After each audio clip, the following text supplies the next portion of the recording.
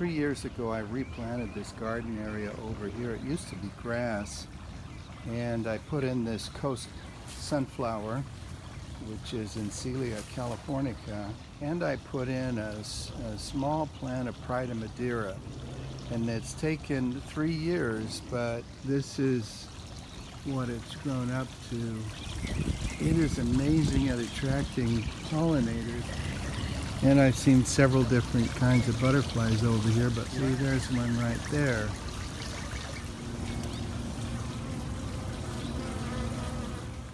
And last week I got a surprise because there was a butterfly that came over to this side of the yard that I had never seen over here, and that was a Mourning Cloak. And this is what I saw.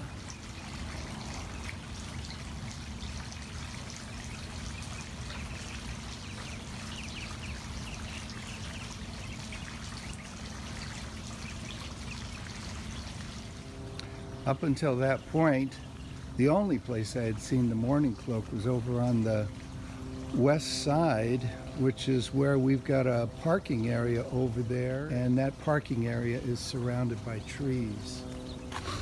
This looks like a long driveway leading to a parking area, but I'm convinced that for male Mourning Cloak butterflies, it looks like an opening in the middle of a forest or stand of trees, which is something that they like. For 4 years now, I have noticed that the Mourning Cloak butterflies seem to congregate over here on this side of the house, right around this parking area of ours. And I couldn't quite figure it out. But I've done a little bit of reading, and so here's what I now understand about it. The male Mourning Cloak butterflies are territorial, and they like to protect their territory, and they like to get into an area where they can perch and overlook their territory. So one thing they like is to have an opening in a forest or in a stand of trees, and this one sort of qualifies. So here's this one side, and then the other side, which I hope you're all familiar with by now. That's the jungle. Who could mistake it for anything else?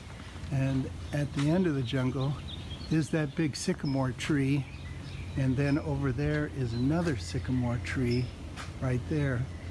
And in the middle of that is a coastal live oak, and then right here is a olive tree. So this little parking area of ours is surrounded on 3 sides, actually 3.5 sides, by trees. The only opening is right there at the garage, and also this little corridor right here.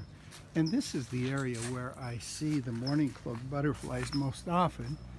And now I'm beginning to think that what I'm seeing is the male Mourning Cloak. So why would it be attractive to here? Well, they're looking for 2 things. They're looking for females, and they're looking for resources. So what are the resources?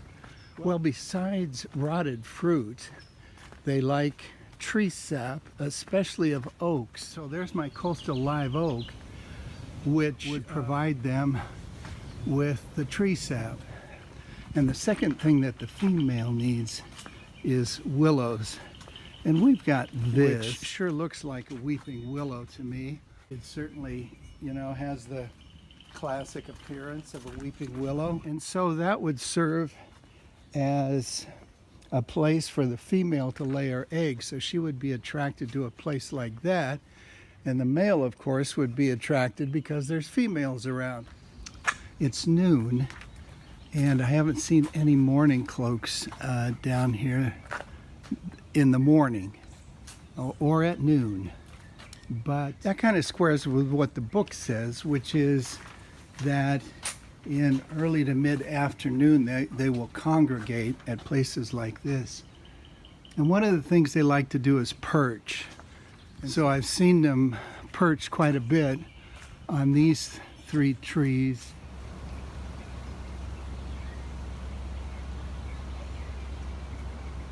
I've seen them perched on these, one or the other of these little palo verdes here.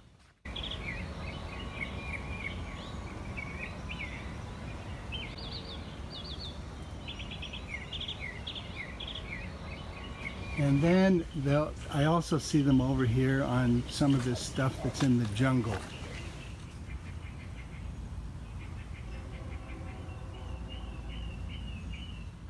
And now that I've started to watch them more closely, one of the things that the book says is they will drive away other butterflies. The male in his area, in his territory, overlooking his display site.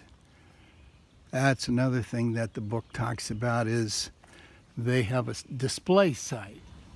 And one of the things that the male does in their display site is they perch up in the trees like this, and then if there are other butterflies not supposed to be in their territory, they will drive them away.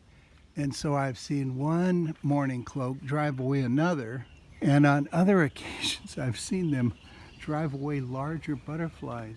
So in summary, this would serve as a display area for a male mourning cloak butterfly. It has several things that both the male and the female need. It has an oak tree. This one is a coastal live oak, but any oak would do. For that matter, it's possible that any tree would do. So that would serve as a food source. And then it's got this little weeping willow here, which the female could lay her eggs on.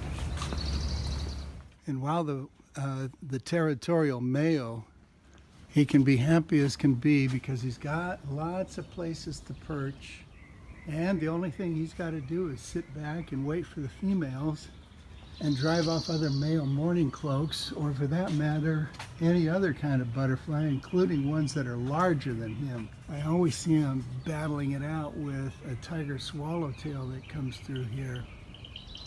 So reporting live from Fullerton, California on this beautiful spring day. I'm hoping that you guys are enjoying the beautiful spring weather and your time in the garden.